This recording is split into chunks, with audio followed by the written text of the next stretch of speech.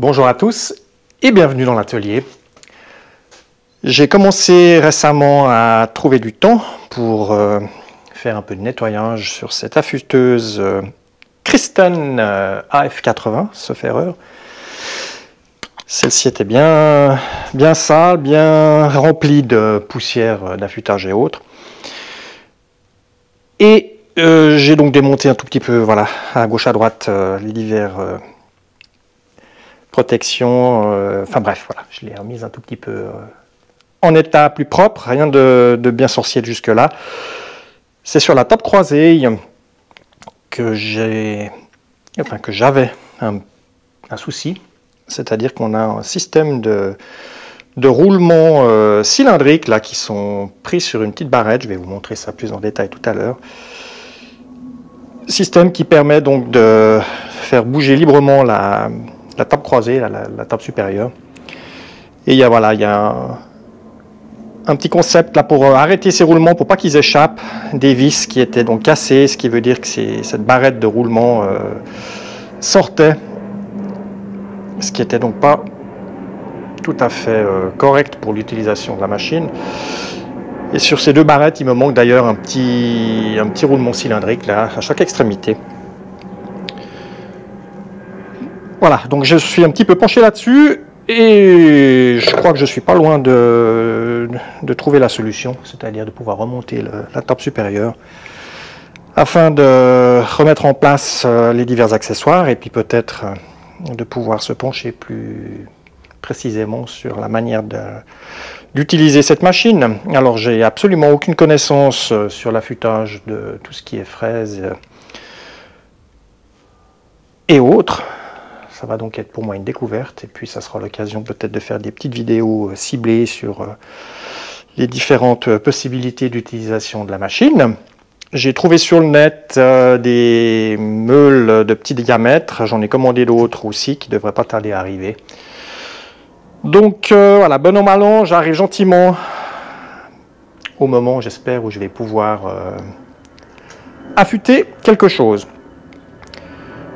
Je vais peut-être ouvrir un post là sur le site usinage.com sur cette machine et puis venir chercher de l'aide aussi pour pouvoir utiliser correctement celle-ci ainsi que voilà, toutes les techniques d'affûtage. J'avais déjà été un peu guigné là sur le site, il y a donc des fins connaisseurs de l'affûtage et ça sera donc grâce à vous, j'espère que je vais pouvoir acquérir les connaissances nécessaires pour pouvoir affûter correctement les fraises que j'utilise sur ma Chaublin.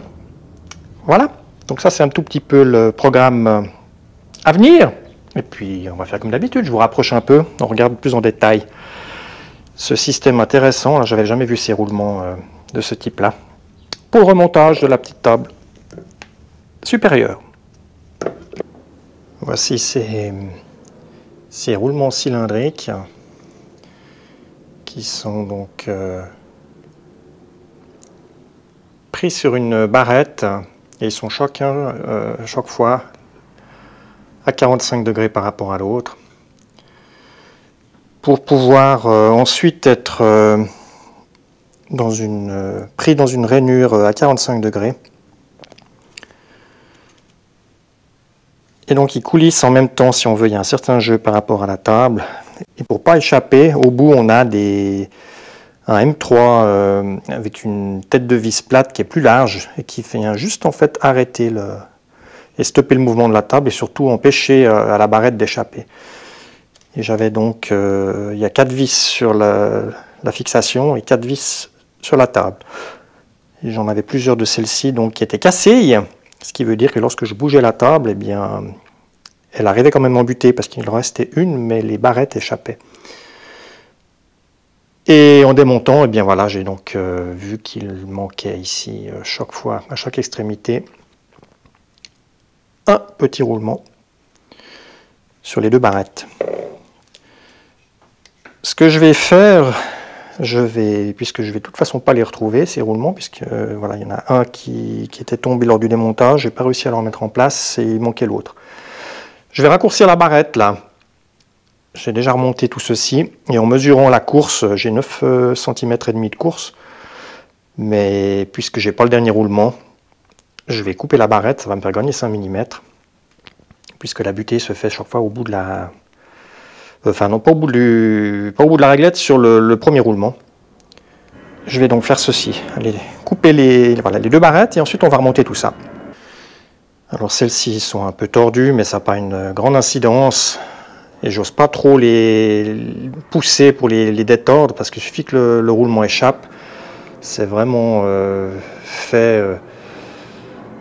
Il y a une petite découpe là sur le support qui tient le plat sur le haut du cylindre et la même chose en bas. Donc là j'en avais retrouvé un de ces roulements, mais c'était littéralement impossible de le remettre en place. Donc je vais modérément là toucher l'alignement de celle-ci pour éviter que j'ai un de ces roulements qui échappe. J'ai donc été coupé ceci. Je vois que j'ai un tout petit peu ici.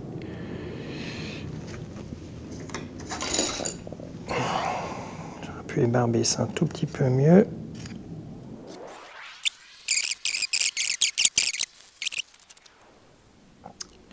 Et merde. Alors je viens d'en paumer un là. Je viens de le retrouver par terre.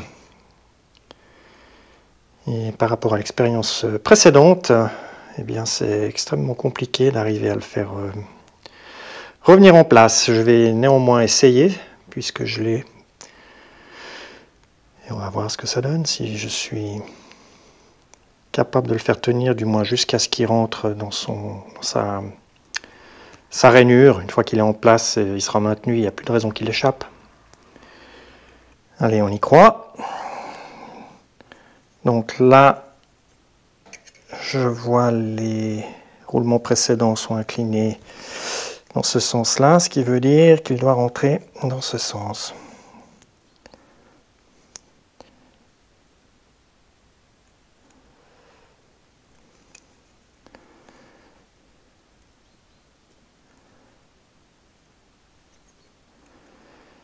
Ouais, ça va faire twing, il va échapper de la bruxelle.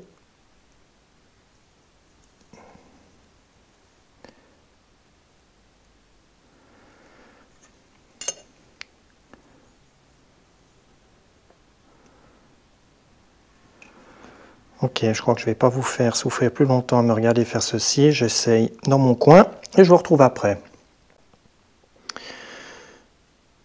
J'ai eu de la chance. C'est quand même pas évident, mais j'ai pu le remettre en place. Donc je ne vais plus toucher quoi que ce soit. Et on va se pencher maintenant simplement à remettre en place ceci. J'avais donc ces vis cassées. J'ai pas de possibilité de remplacement, c'est donc du M3 et la tête de vis faisait un diamètre de 7 mm et demi. J'ai trouvé des M3 plus longues et j'ai donc simplement fait une rondelle en laiton du bon diamètre pour remplacer celle qui était donc abîmée. Alors, on a sur le côté ici des petites vis Allen qui permettent l'appui de la coulisse intérieure. Celle-ci on peut donc augmenter ou diminuer la pression. Je les ai donc libérées. Et précédemment, j'avais donc commencé par rentrer une barrette d'un côté.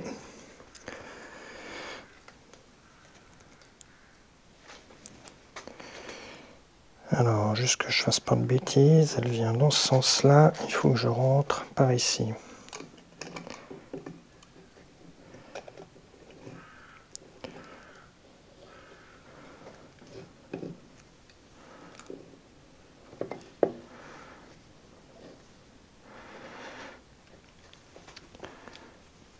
Nous y voici. Et la suite consiste à venir presser donc la table de ce côté pour libérer le maximum de jeu afin de me permettre de rentrer la deuxième barrette.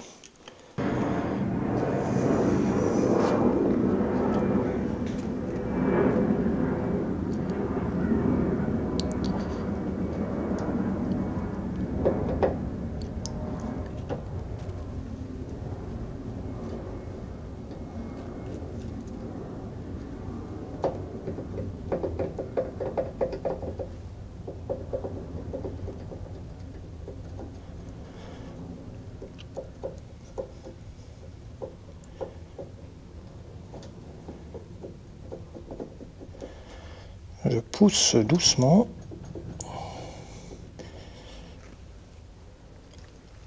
Alors là, on la voit, elle est donc à l'intérieur. Je vais remettre ici une des vis pour éviter qu'elle échappe.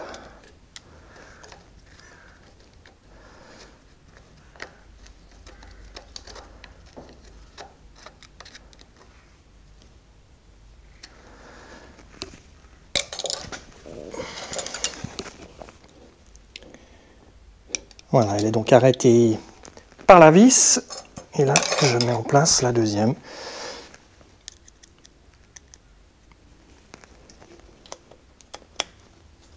Celle que j'ai refaite. J'ai démonté celle de l'autre côté aussi.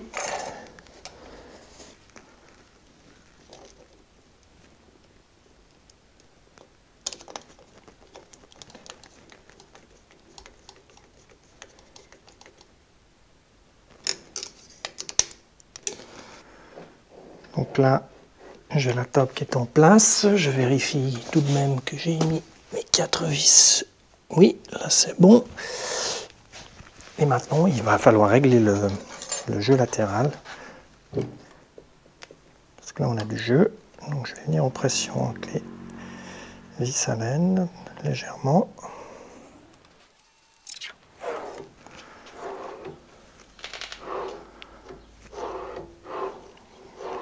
Voici donc.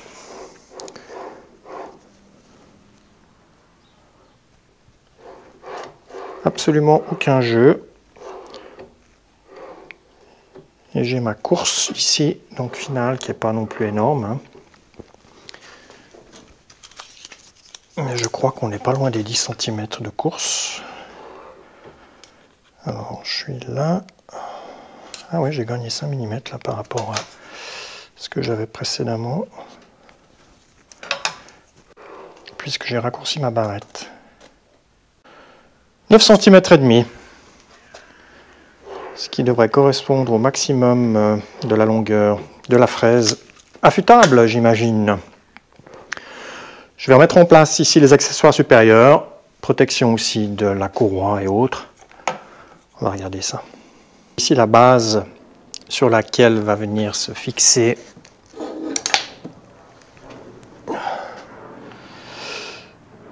le porte-pince.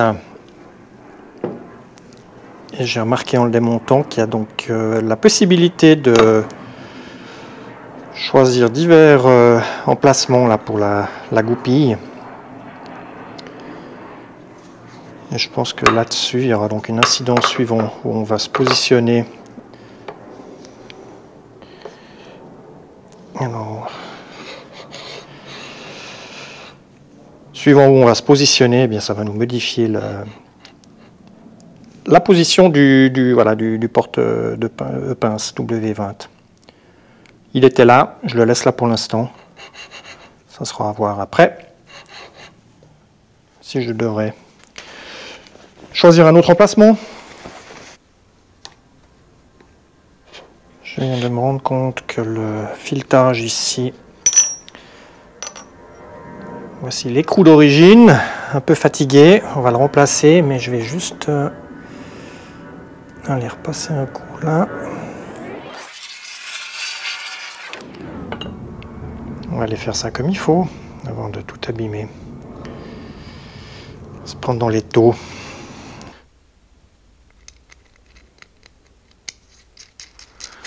Voici qui est mieux. Allez, en place.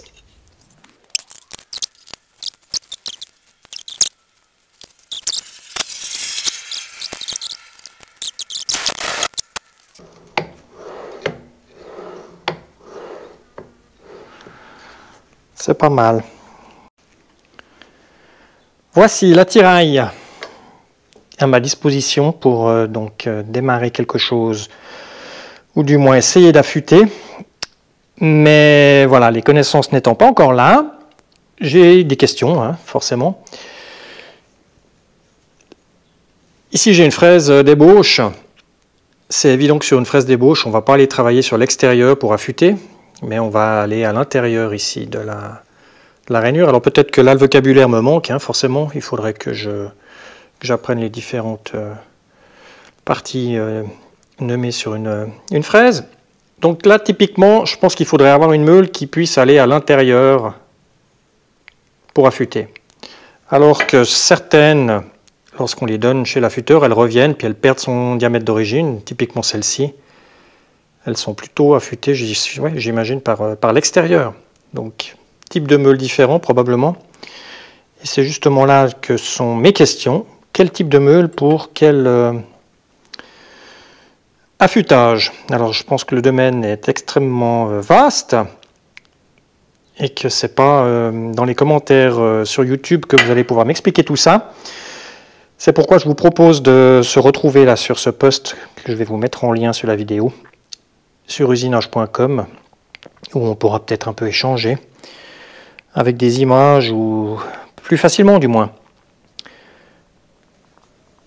Alors, ce que je vous montre peut-être ici, c'est les différents types de meules que j'ai. J'appellerai celle-ci en forme un peu assiette. Elles ont toutes, voilà, une forme similaire, celle-ci, dans un grain similaire et une matière similaire. J'en ai d'autres ici, dans d'autres matériaux, mais elles ont toujours la forme cuvette. Voilà, donc typiquement celle-ci, à quoi est-ce qu'elle pourrait servir? Là, j'en ai une qui est extrêmement pointue. Je pense qu'elle irait peut-être pour travailler l'extrémité d'une fraise. D'autres ici, toujours forme assiette. Voilà, bref, ça, ce sont les assiettes. Là, j'en ai assiette, mais avec une partie plate plus importante, dans un grain qui serait beaucoup plus fin. Donc celle-là, je ne sais pas. Encore une autre, là aussi dans un matériau différent.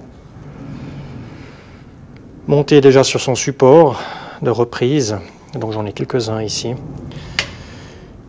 Là on dirait les meules droites, une diamantée. Donc 10 mm, celle-ci on peut la monter facilement. Celle-ci 15, donc je peux remettre un adaptateur. Celle-ci était dans le tiroir, mais elle a un gros alésage central et j'ai rien pour l'instant pour fixer ceci. Petite diamantée. Là on a des bien droites qui sont en granulosité assez fine, peu abrasive je dirais.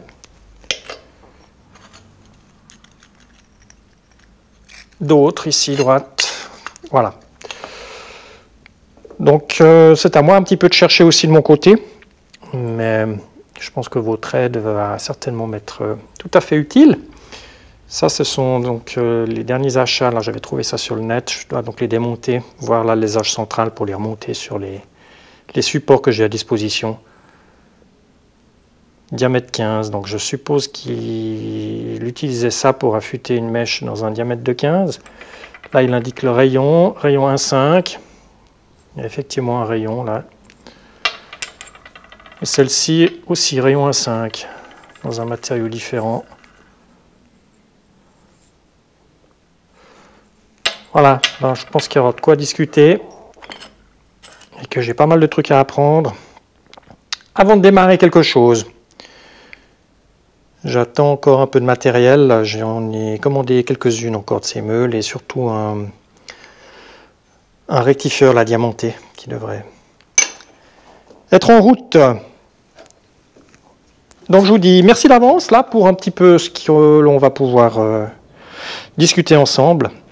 Et je me réjouis déjà de pouvoir démarrer un peu d'affûtage. Allez, merci d'avance. Et à bientôt.